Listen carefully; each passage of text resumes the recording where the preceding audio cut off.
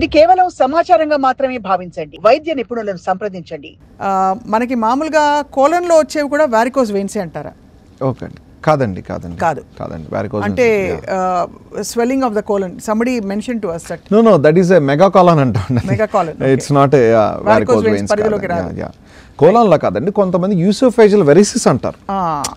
ఈ చిన్న పేక అంటాం కదా, ఏదైతే మనం మింగికి స్టమక్ పైన ఉంటుంది కదా, అవి యూసోఫేజియల్ వెరిసిస్ అంటాము. ఓకే లేదంటే హిమరాయిడ్స్ అంటాం. ఎక్కడైతే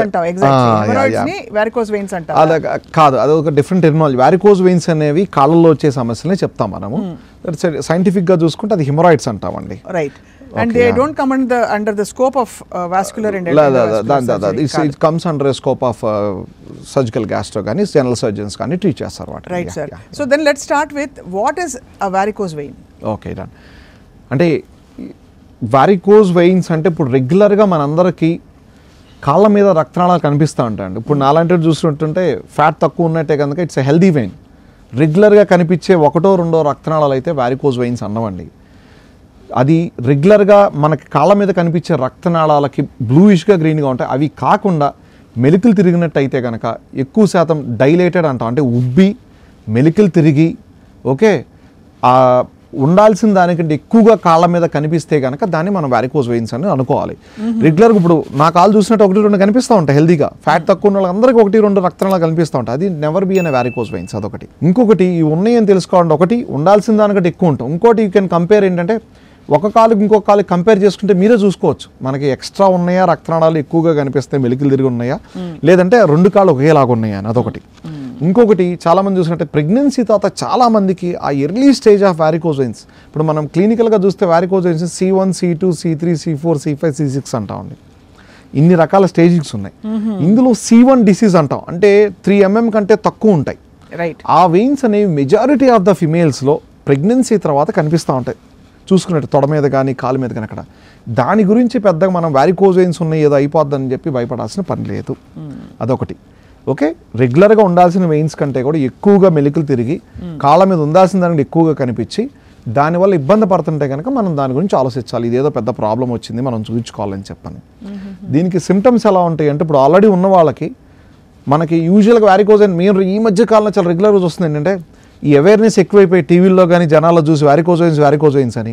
ఇప్పుడు నేను ఇందాక చెప్పాను కదా, ఎర్లీ స్టేజ్ C1 డిసీజ్ అంటాం.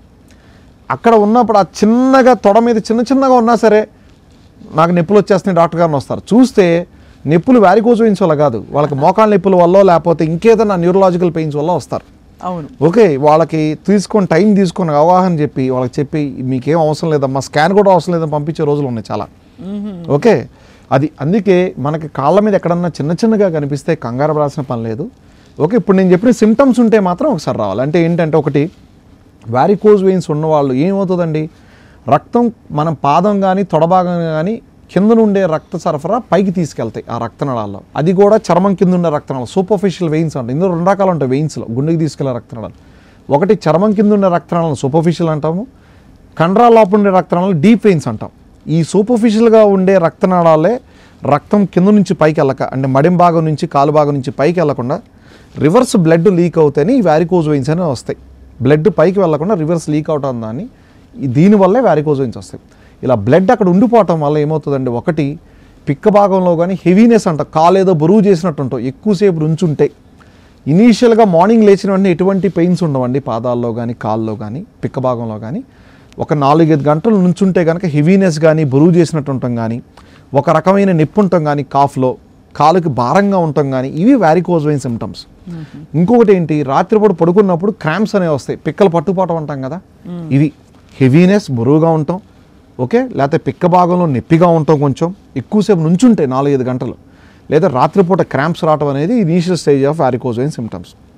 ఇలా కాకుండా కొంతమంది ఎక్కువసేపు ఇంకా నెగ్లెక్ట్ చేసినట్టయితే కనుక మడిం చుట్టూ వాపు రావటం, మడాల చుట్టూ వాపులు చూస్తున్నాం కదా, ఇవి వస్తాయి వారికోజ్ వెయిన్స్. అలా ఇంకా నెగ్లెక్ట్ చేసినట్టయితే కనుక C4 స్టేజ్, నెక్స్ట్ స్టేజ్కి వెళ్తున్నాం, మడిం చుట్టూ నలుపులు వచ్చి దురదలు వచ్చి నల్లగా అవటం, ఇవి C4 డిసీజ్ అంటాం. ఇంకా నెగ్లెక్ట్ చేసినట్టయితే కనుక గాయాలు అవటం, C4, C5, C6 అంటాం. ఈ స్టేజ్ వరకు వెళ్తుంది.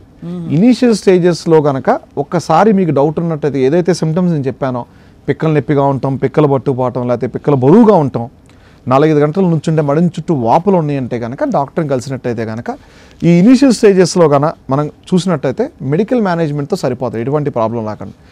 అలా కాకుండా దీన్ని మనం ఏ స్టేజ్లో ఉంది ఏంటి, ఒకటి క్లినికల్ ఎగ్జామినేషన్, డాక్టర్ దగ్గర వచ్చిన ఇనీషియల్ స్టేజ్లో ఉంటే కనుక బేసిక్ టెస్ట్ అండి, డాప్లర్ స్కాన్ అంటాం. ఇది ఎక్కడైనా అవైలబిలిటీ ఉంటుంది టౌన్స్లో కానీ ఎక్కడ. ఒకటి ఏంటంటే నేను చూసేది కొంచెం నుంచోబెట్టి స్కాన్ చేయించుకోవాలి, చాలామందికి తెలియదు, పడుకోబెట్టి చేస్తారు. దీనివల్ల మనకు డయాగ్నోసిస్ ఎంత ఏ సివియారిటీలో ఉంది, ఈ రక్తనాళం ఏదైతే లీక్ అవుతుందో, మేజర్గా 2 రక్తనాళాలు ఉంటాయండి, తొడ నుంచి లోపలే పక్క ఉండేది, పికప్ బ్యాక్ సైడ్ ఉండేది, గ్రేట్ సఫ్నెస్ వెయిన్ అంటాం, షార్ట్ సఫ్నెస్ వెయిన్ అంటాం. దీనికి సంబంధించి స్టాండింగ్ పొజిషన్లో స్కాన్ చేసుకున్నట్టయితే కనుక మనకి డయామీటర్స్ అన్నీ తెలుస్తాయి. దానివల్ల మనకు డెసిషన్ మేకింగ్ అనేది వెరీ ఇంపార్టెంట్. నుంచోబెట్టి ఈ డాప్లర్ స్కానింగ్ చేయించుకోవాలి. దాంతోపాటు డయామీటర్స్ కూడా వచ్చినట్టు కానీ ఏ స్టేజ్లో ఏం చేయొచ్చో మనకు తెలుస్తుంది.